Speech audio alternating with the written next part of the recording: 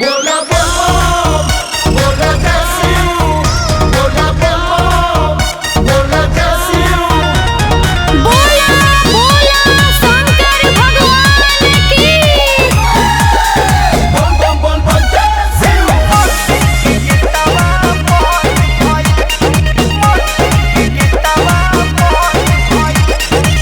राजा हो कांवर पकड़ तनी अच्छा।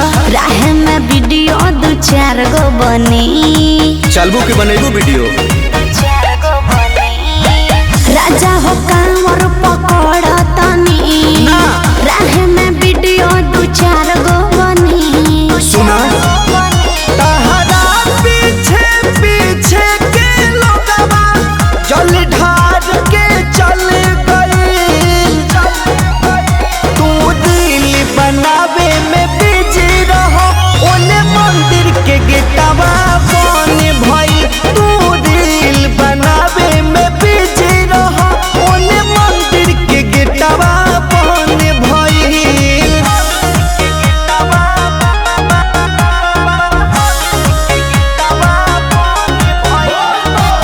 डांस स्टूडियो आरा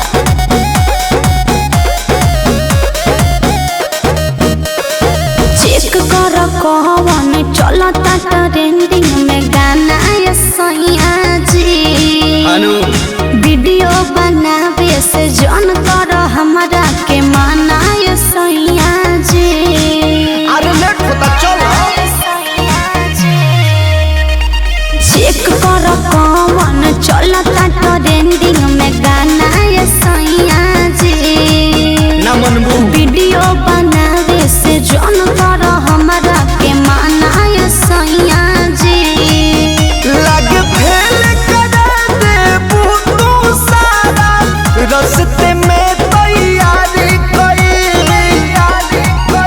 तू दिल बनावे में बिजी रहो ओने मंदिर के गेटवा बन भई।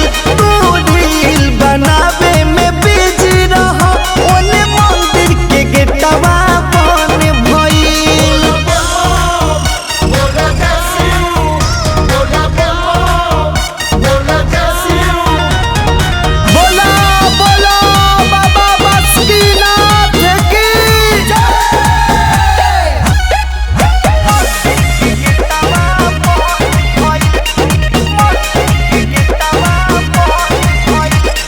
सैया नितेश बड़ी दिन बाद आईनी घर से बहरी जी इहे करे खातिर रमेश रसमिया के गाना पर बनाई रील एगो ठहरी जी वीडियो बनाइबू की दर्शन करबू। सैया नितेश बड़ी दिन